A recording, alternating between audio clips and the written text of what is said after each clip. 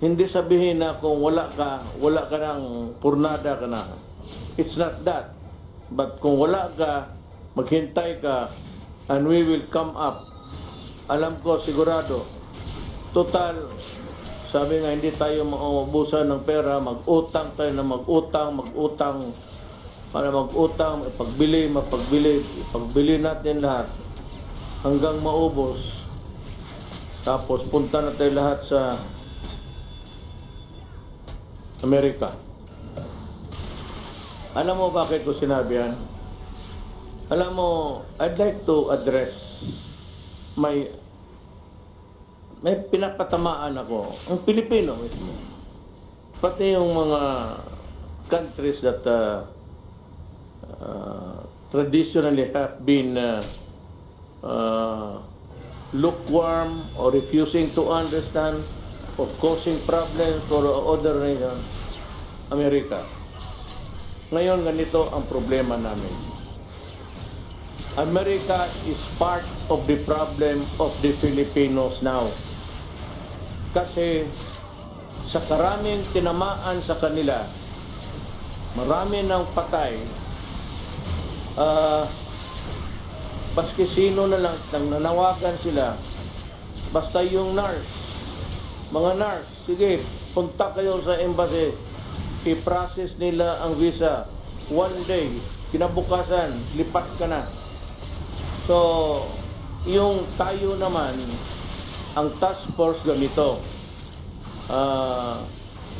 huwag kayong umalis lahat, either may gusto o wala. Kagustuhan mo, ayaw mo, dahil mangangailangan, there's no end in sight. Anong katapusan nito? Wala pa. And our numbers are increasing. From the 200 lang na ngayon, it has ballooned. Umabot na ng 4,932 cases. Ang nag-recover, 242. Ang patay, 315. Okay na to. Bakit? Hindi kami nagpapahiro. Gobyerno yon. Nag-decide na mag-lockdown tayo. So yung mga turista galing China, galing Asia, hindi na natin pinapasok. At sinira ko na kaagad. So wala nang pasahan ng sakit. Na minus. Nakita mo sa Philippines, tayo ngayon ang second. Philippines has ang patay 315, Malaysia 76, Indonesia 373, Thailand 40, Singapore 8, Vietnam 0, Brunei 1, Cambodia 0, Myanmar 4, Laos 0. Yan nga. So, aya ko na sa ibang lugar. Ito, ASEAN lang to. Sa ibang lugar, libo na ang patay nila. And one day, America died about mga isang araw, 1,000. Yesterday, 2,000. Today, yesterday. So, araw yan. So, ngayon, nangangailangan kayo ng nurse. Express.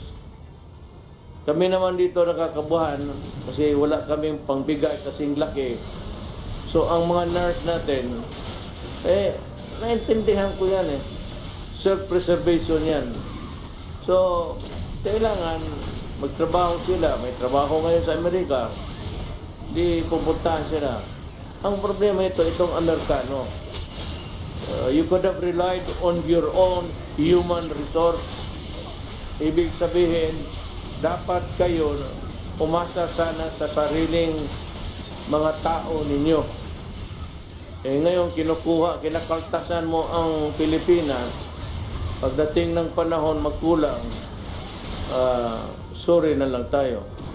But I cannot, hindi ko sinisisi. Hindi ako galit. Wala akong emotions actually about this. But kung gusto ninyong kayong mga nurse na Pilipino, gusto niyo magsilbi sa ibang bayan, sa ibang tao, okay lang sa akin. Ito lang tandaan mo, pagdating ng panahon, kung maghirap kami, hindi natin alam ngayon, pa-increase ng increase. First wave ba ito? So, kayo na lang mag-intindi. Wala akong... Yung sinabi ni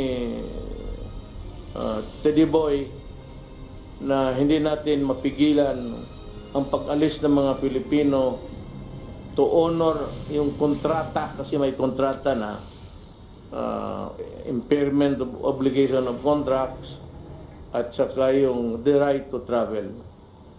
Ako, I'd like to take the opposite view.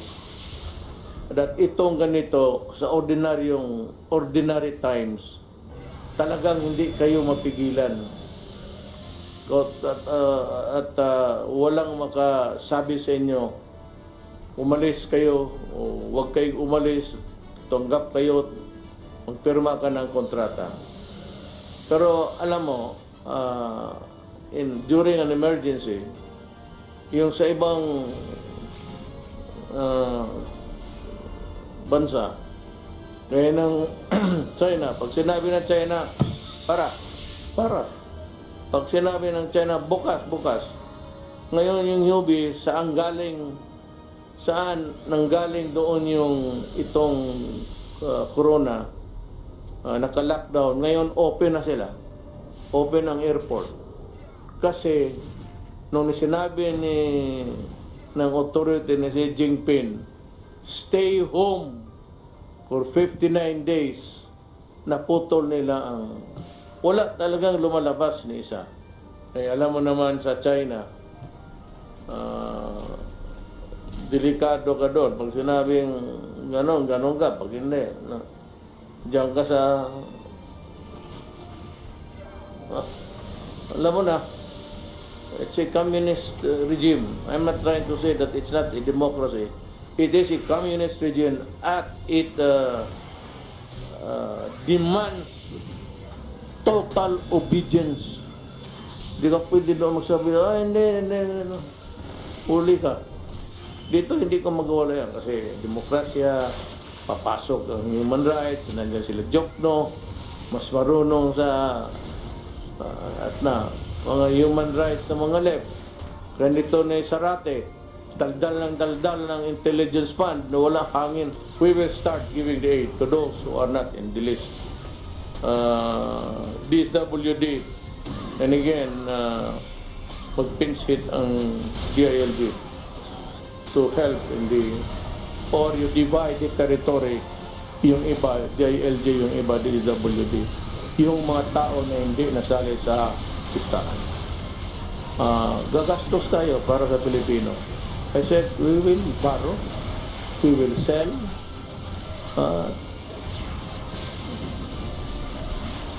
pati sino gusto mo yung Mount Apo, maganda yan, iyon na yan, suluhin mo, may butas ka doon sa taas, pumasok ka, maganda ang cave doon natatago yung mga NPS, sindihan ko yan. Kaya yung sundalo, ibuhusan mo yan ng 5 gram tapos sindihan mo.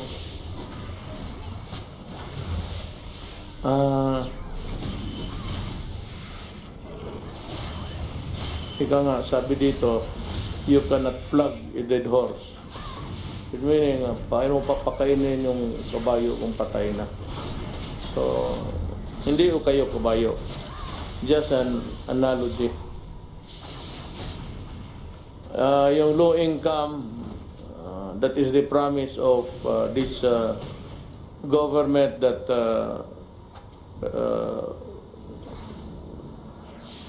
we will try to I'd ask Secretary Sani to talk about this. Nauna lang ako kasi para maano ninyo. Tapos ito speech to. Hindi ako nag-i-speech ako pero istorya lang speech. Lalo tayong mamatay nito. May isa pa, yung discrimination ng mga health workers. Alam mo, pag tinamaan kayo ng tubig, didiretso kayo sa ospital, pagkagrabe na kayo. Sino nagsusugal ng buhay nila doon? Yung mga doktor pati yung health workers. Bakit ninyo total, paglabas niyan sa ospital, hoy mga gago, cleaned na yan sila. Naghugas na yan yung mga damit nila sino doon, hinubad na. Hubad lahat, walang naiwan. Panibago. So, huwag ninyong i-discriminate yan. I'd like to order the police. If there's a report of somebody harassing or facing a discriminatory act, you arrest the person. Huwag mong bitawan hanggang hindi ko sinabi na bitawan. Tawagan ko lang kayo kung panahon na lalo na yung binabato yung bahay, hulihin mo, dalhin mo sa bikutan, huwag mong i-release. Ngayon, kung idemanda ka, sabihin mo, ako, ituro mo sa korte siya, okay lang yan. Total lang. At yung sa priso naman, huwag mong pakainin. Kaya ako magutom. Titigas ng ulo niya, yung mga tao nagsusugal na buhay, naghihirap, tapos ganunin ninyo. Kung ganun, huwag kayo magpa-hospital.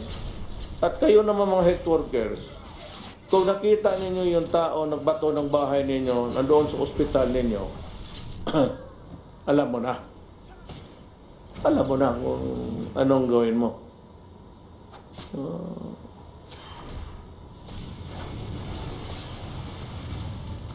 Ang isa pa dito may problema kasi yung reported na corona patients. Ang problema natin yung not reported tapos namatay sa mga bahay-bahay at hindi ninyo alam COVID pala ang corona pala ang dahilan o ayaw ninyong sabihin kasi hindi kayo makapagburol ng matagal o nahihiya kayo. Sa tatlong ito, ilagay mo talaga ang bayan mo sa alanganin. Kaya hindi matapos ito kung ganun. So again, it behooves upon the barangay captain to see to it that kung sino yung namatay, siguraduhin lang pagsabi heart attack. Kasi kung walang pinagsasabi din na testing kaagad. Yung pamilya mismo na yung namatayan, testing kaagad. At kung alaman ko na namatay sa corona, kunin ko yung patay. At sa gusto ni Diyos hindi, magagalit kayo sa akin, wala na rin ako magawa, trabaho ko yan. Dalhin ko yan doon sa crematory, sunugin ko. Yan ang trabaho ko. Maganda pakinggan sa inyo, okay na, papasalamat ako. Ayaw ninyo umintindi, okay rin sa akin. Maligaya rin ako. Total, ito akin trabaho lang.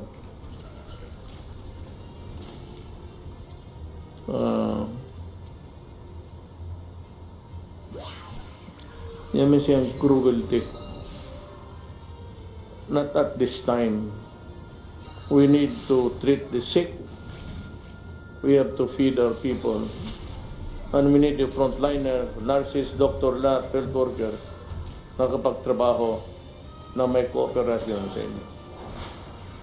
Sabihin ko sa inyo, hulihin kayo, dalhin kayo sa bikutan, at huwag i-release. Hanggang ngayon hindi matapos ang COVID. Hala kayo sa buhay ninyo. Hiningi ninyo eh. Itong pagkukulang, may mga medisina kasi, o yung mga kits, testing kits, na kailangan natin. Maybe Joy Concepcion will explain it to us. Tanggalin mo lang yung ano. Kadang mga tayo, mayaman ka naman. Wala nang pera. Mr. President, so... Sandali. Tapusin ko lang itong. Kunti na lang. Itong namatay, na hindi tinanggap ng 6 na hospital. I don't know if this is true. For example, there is a patient in the city of Cabanatuan who was refused admission by 6 hospitals. Alam mo, you know guys, alam ninyo mali yan. So pag totoo yan, I will really ask the Justice Department to prosecute it. Kasi alam ninyo na hindi pwede yan. Well, especially the government hospital. Merong gobyerno. You could have just look for a house there na ano, o kwarto kung saan adjunct din sa ospital at sanitize na ninyo at doon ninyo nilagay. Paano yung mga Pilipino na ganun? Kaya lahat na magkasakit, heart attack, appendicitis, pumutok ang kung anong puputok dyan, pumutok yung utak, especially government hospital, my order is must accept admission. You fail on that, I will relieve all of you. And you can consider yourself suspended because the written order will follow. Itong sa swab, meron nga sabi hindi mabili kasi ito, ganito, kulang sa health assessment. So we do not have that certification and I cannot wait until all Filipinos die.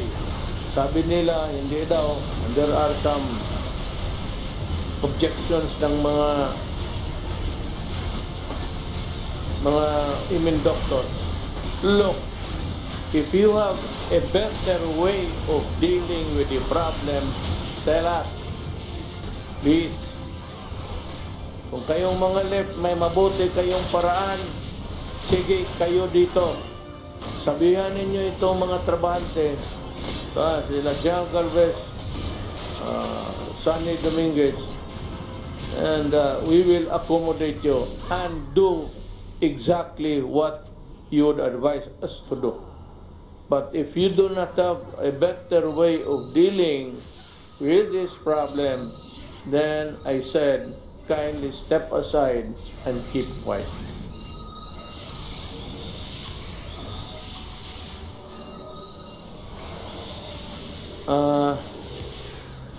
Just like in other countries, yung iba na sumunod talaga, kagaya ng Korea, yung may disiplina na bayan, alam mo, medyo humina sila. Pero sa Amerika, kasi maraming hindi rin sumusunod, at Pilipinas, hindi tayo bumaba. Tumaas tayo from a few hundred to 1,000 now, 4,932 as of 4 p.m. today. Ngayon, April 13 at 4 p.m. The record stands like this. Number of cases, 4,000. Ulitin ko ito para papasok sa utak ninyo. 4,932. Ang nag-recover, 242. Ang patay, 315. Mas marami ang patay kaysa naka-recover.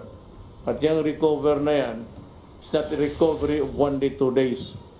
Stay in the hospital or you stay where you are. If you are treated, you might pull through. Hindi na nahinto ito kasi baski kaya ako na late kami. Yung expert ng mga taga WHO, hindi talaga ito maputol. Maganda pa naman sana ang record ng Pilipinas because naka-lockdown tayo on time. Nasira natin yung pinto bago pumasok yung mga aswang. Pero may pumupuslit yung sumusugal, pupunta na magsugal, mag-inom o kaya sa palengke. There seems to be a lack of uniformity in the matter of enforcing the distance rule, yung social distancing. Alam mo, pag hindi natin ito susunod, walang mangyari. Wala talaga mangyari. Kami dito, salita ng salita hanggang makuha rin namin ang COVID. Baka una kaming mamatay, pero hindi talaga ito makatulong sa Pilipino. Huwag munang lumabas ng bahay. Ang buong mundo, pera sa China, doon si Hubi, doon nag-umpisa yung Hubi, nag-umpisa yung Juan. Ngayon, ayos na sila. What a, anong tawag na ito?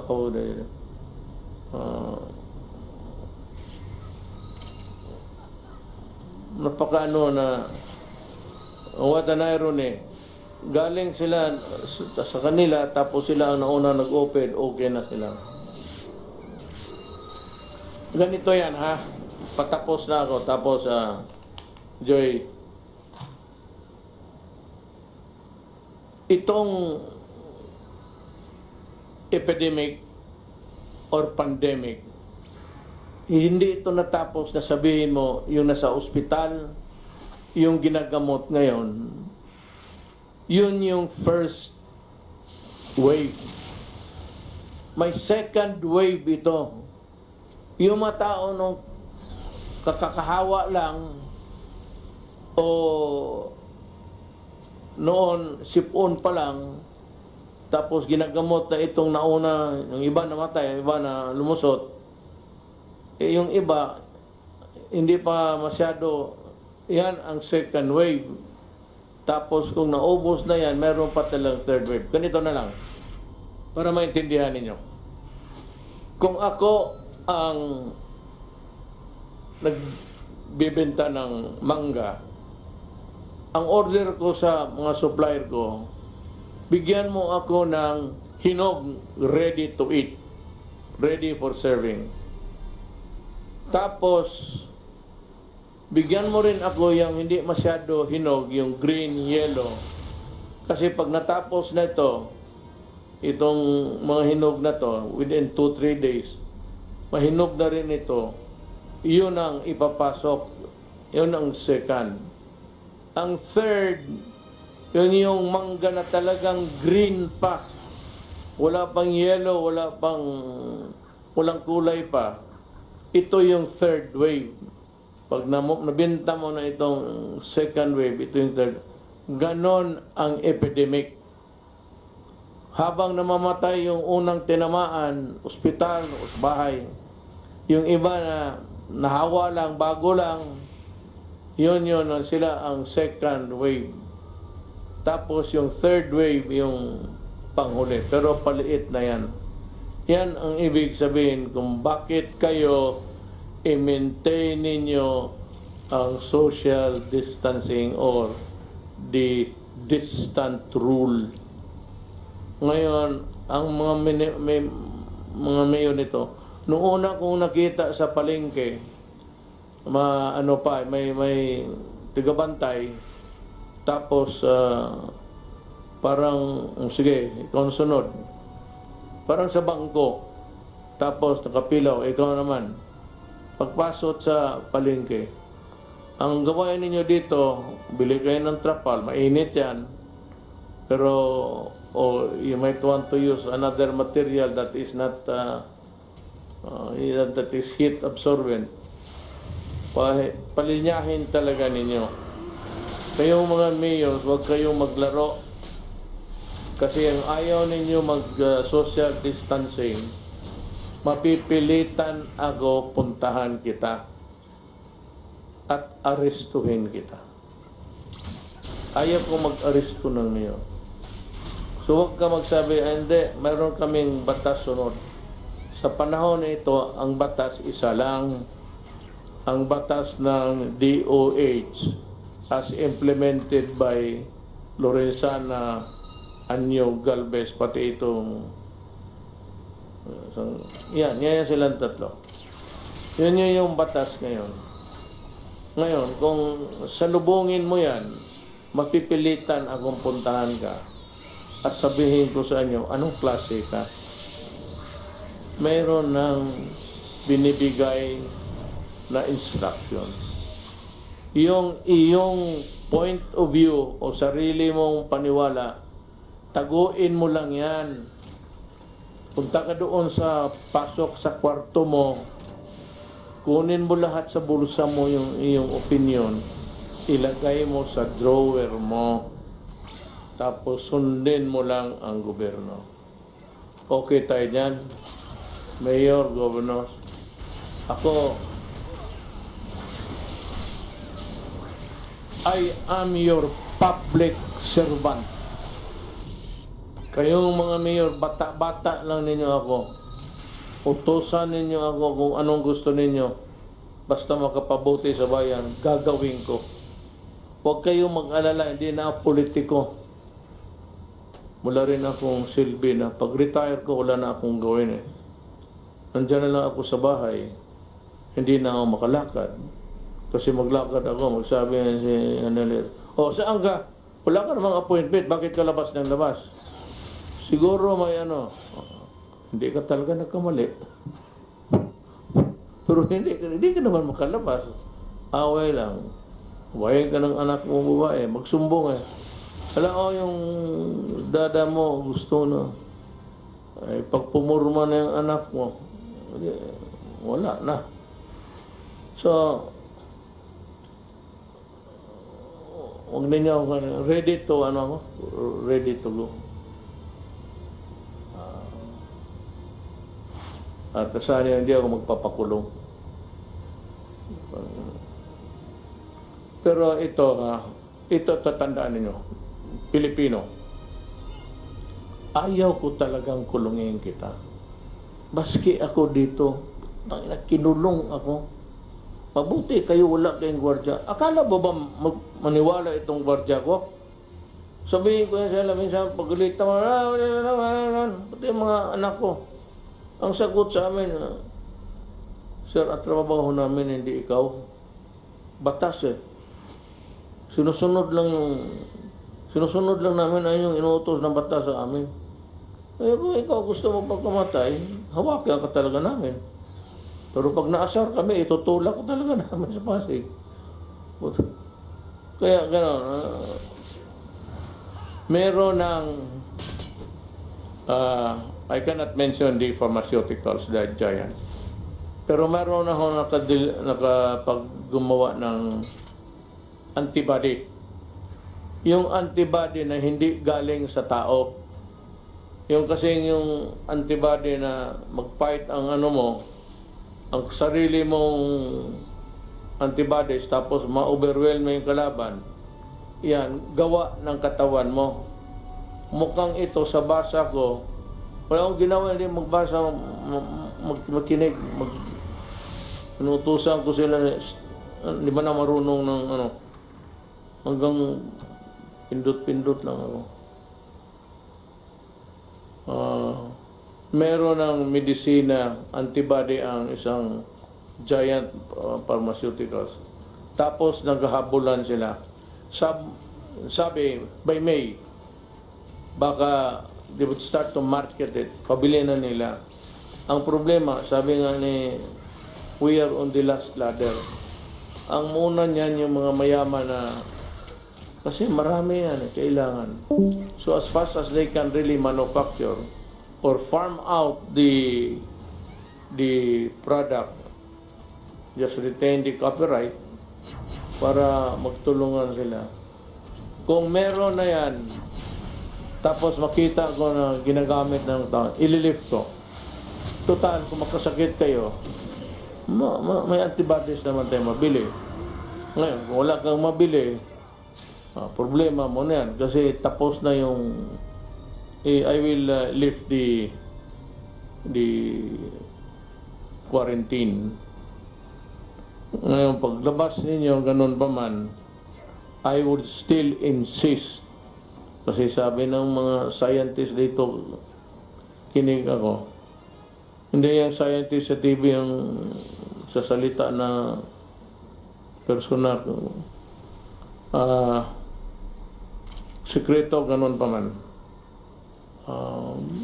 Mask, yung ano yung akin? Ito.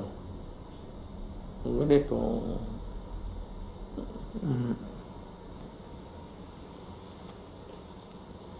Mask,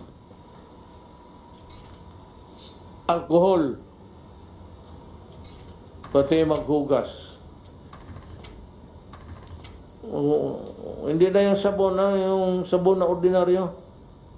Basta soap and water. Okay na yan. Alam mo, pag nagsama lang tayo, kaya natin ito. Kunting panahon na lang. Alam ko, igit na kayo na makalabas. Pag lumabas lang itong antibody na gawa nila sa labas, parang inumin mo, parang kung baga sa bakterya pa, antibiotic, sisirain niya.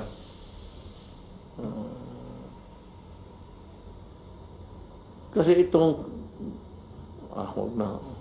Para mapagsabihin, mga scientist pa ako. The nature of a COVID, gusto ko sanang baka sabihin ninyo, bakit hindi ko naman doktor? Bahala na ng mga doktor mag-explain. So I will start with Joey. Kasi ngayon, ang pinaka-burning issue, yung middle class ba, yung mga MSME, after that, Sunny will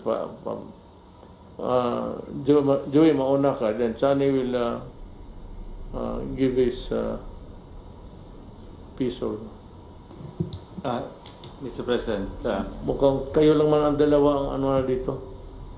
I'd like to ask the presidential spokesman to listen so that you can formulate a very coherent thing of presentation. so Mr. President, I think a question was asked a couple of weeks ago, which is more important, life or money? There is no doubt that life is the most important. But however, without money, how will people eat? How will people buy medicine? And how will our MSMEs recover? So, how do we bring back the economy in a sustainable way and still make it safe? Mr. President, you did the right thing when you locked down at the right time. We are close to we basically are close to finishing the 1 month. And we're moving to the third reset, which is 2 more weeks. So it's a total of 3 resets or 6 weeks in total that we have been locked down. And I think now is the time that we should really look and plan on how to gradually shift towards reviving the economy, because in the end, social amelioration cannot last forever. We have to bring back the jobs. For confidence to be brought back, I think they have to see that our numbers of the number of people getting infected are starting to taper off and go down. And I believe that with that and with the assurance that we in government are really on top of the situation and finding all means to really help every Filipino worker out there, I think we will win this war. And I'm sure that with our 3 veteran generals who are now implementing this whole execution, and I believe that in the end, you can have a great plan, but in the end, the key is really execution. So I'm confident that Secretary Galvez is leading this role, and I think he definitely has the full private sector support. The donations from the private support has been quite immense, and we are still there, because in the end, if we don't bring back the economy, then many of our Filipino brothers will suffer, and that's our goal, to really push hard. And I think in the end, Mr. President, with your leadership and your gut feel, I think we will succeed. Thank you, Joy. I hope I'll have the time to review your suggestions, then come up with something which we can convey to you maybe in 2 days' time. Now we would like to ask Sunny, Secretary Dominguez. He has a lot for you. You just listen. Thank you very much, Mr. President. First of all, thank you for, again, being very decisive and protecting the Filipino people against this COVID. I had a meeting with the World Bank a few days ago, and they said that your decisiveness in first reducing the number of people coming into the Philippines in February, and then in March, followed up by the lockdown, probably has saved 100,000 lives in the Philippines. So again, thank you for being so decisive. This is the trade. This is the real trade-off. How many people are going to get sick, and how many people are going to die? So I said this is just the first pass. It took us 2 weeks to get this thing done. I asked the private sector to do it because they have actuaries, they have access to data, but they have not come out with it. So I'm not saying this is the final, I'm just saying this is the beginning of a discussion. Good evening po, Mr. President, Senator Go, and cabinet members. This will just be very quick. So the proposal is we provide small businesses with a wage subsidy. And I will just discuss quickly the rationale, background, the proposal, key features, and what else we are proposing to help them with. So on the rationale, Mr. President, basically we are going to help the middle class, because in one of your speech a few days ago, you wanted to help the middle class. And so we have proposed a program to help the middle class. And the middle class, Mr. President, works in the formal sector. So apart from the 205 billion pesos na binibigay po natin sa mga informal sector or low income, we are proposing to give 51 billion pesos to the employees of small businesses. So that is the first. The second is we will improve upon the social amelioration programs, because yung proposal po natin is automated, hindi manual. So mabilis, at ipapaliwanag ko po mamaya. Pangatlo po is dadaan po tayo sa data ng SSS and BIR kasi formal sector. Dapat ito po yung gawin natin so that we can target better, kasi alam natin kung sino sila, at i-incentivize po natin yung better compliance. Kasi yung mga nagko-contribute ng tax at ng SSS, yan po ang unang tutulungan natin.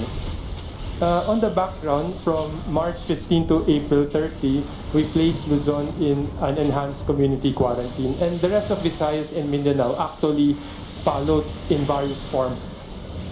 Basically, ang nangyari po is this led to a shutdown of most businesses except yung pinayagan ng interagency task force, yung mga pwede mag-operate on skeletal or yung mga essential para magbenta ng pagkain, logistics, supermarket, drugstore. Ang epekto po nito, there are 1.6 million small businesses in the informal sector. 436,000 po napilitan magsara. Yung 1 million skeletal force, so ibig sabihin 50% or yung iba mas konti. At 117,000 lang yung pinayagan po natin na magbukas para magbenta po ng pagkain, ng mag-travel.